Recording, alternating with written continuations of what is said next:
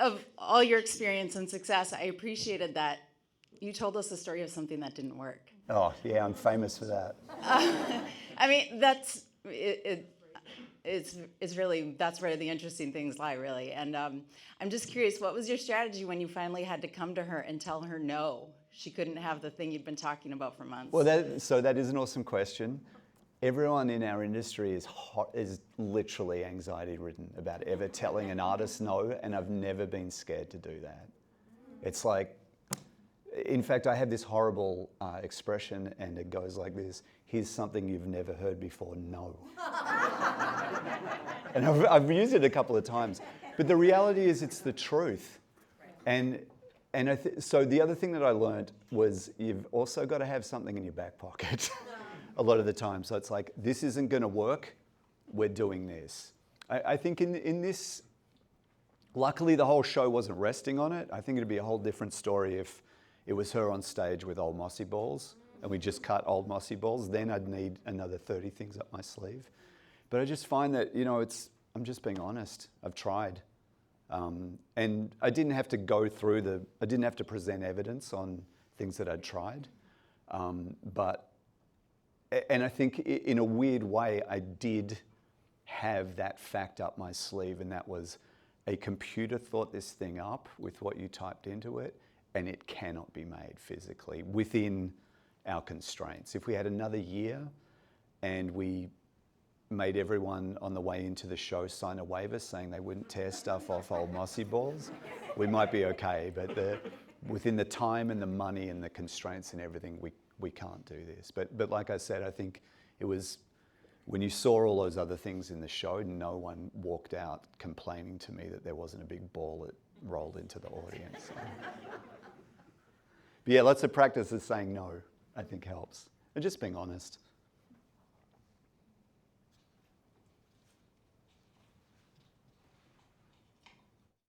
Yeah, so you mentioned that you kind of had your career in this Goldilocks zone of technology.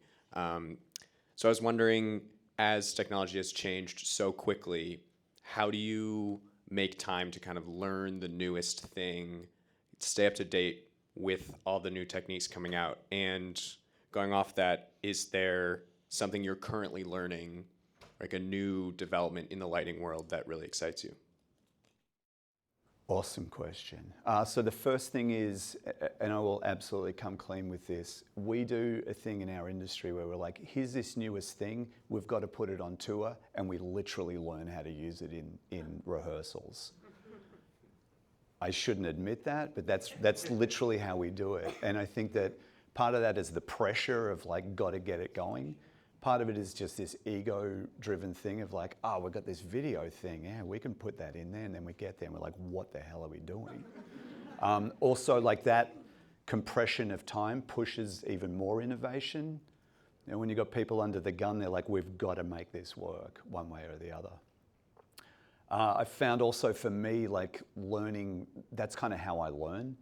During the pandemic was really interesting because a whole younger part of our industry sat in their basement or their parents' basement working out how to program lights, because you can get all the software offline now and you can do it all on your computer.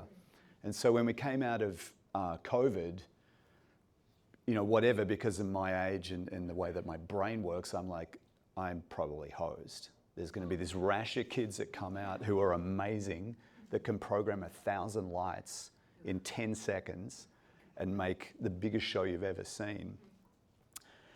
And I shared this kind of thought with some of my contemporaries, and what we found was like, in those 2 years that those kids learned how to program a show, they didn't learn how to talk to a human. And they didn't learn how to do it on a deadline. And so those are two skills that have, through being broken many times, we've kind of developed. And that's another whole part of what we do. It's not just, can you do the finger lights? It's like, you got to do the finger lights that look good for people. What was the second part of the question about me? Oh, no secrets. I find, so there's two things that are interesting. I found one, I constantly need to go back and learn things that I use all the time. So I used like these drawing programs and Vectorworks and even like Photoshop and stuff like that, and I developed horrendous habits, but I can kind of blag my way through it. And what I've found recently is I've kind of been interfacing or having the joy of meeting or doing jobs with other people who are really smart and use these things and know how to do it. And I'm like, oh man, show me, show me everything that I'm doing wrong. So that's a great process for me. The main control console system that we use is this thing called a grammar. It just went to 3.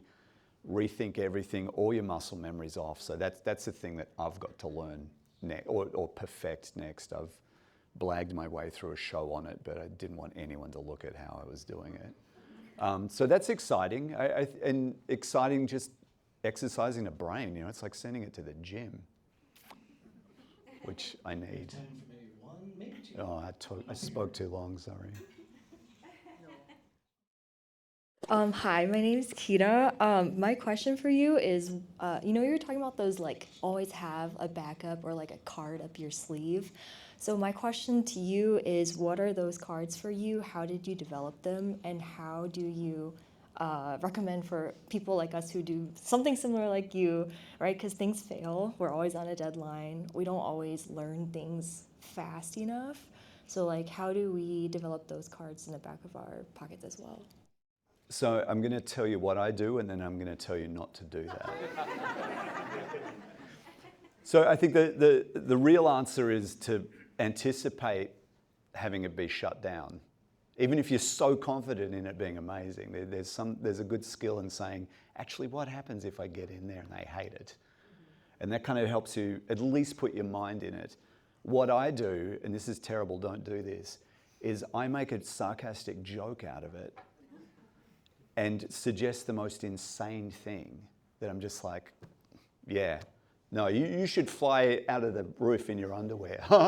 And they're always like, that's great, let's do that. Like literally, there's been times where I've thought of like what is the most thing I can say in this moment of wild panic to try and deflect and try not to reveal my huge inner panic. And somehow it's landed, so don't do that. But I do think that, anticipating, even if you're into something and you really think it's going well, there's nothing wrong with anticipating them or someone in that team going, yeah, but no, that's terrible. Probably also comes down to what you're personally and naturally good at. BS, you mean? I am a little bit too, that's why I said Panic I think we have ideas. one more up here.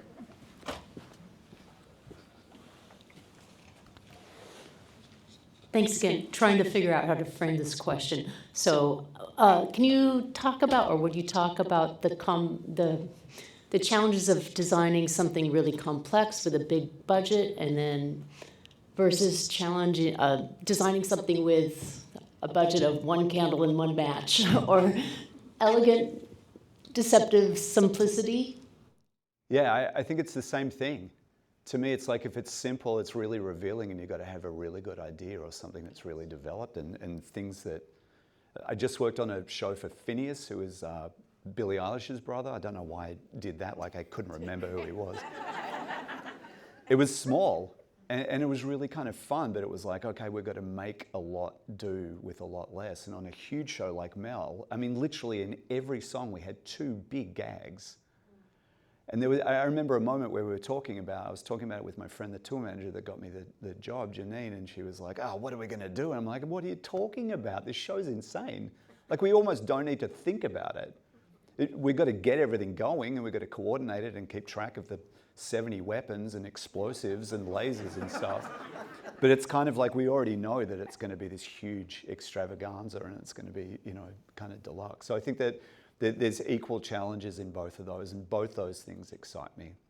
And I think naturally for us, when you're in the huge gig, you were just wishing you were designing a Phineas gig. And then when you're on Phineas, you're like, oh man, and if only there were 12 trucks backing in right now, unloading mossy balls. Sorry for all the other questions out there we didn't get to. Maybe Arlo will stick around a little afterwards. I will. Give a big round of applause.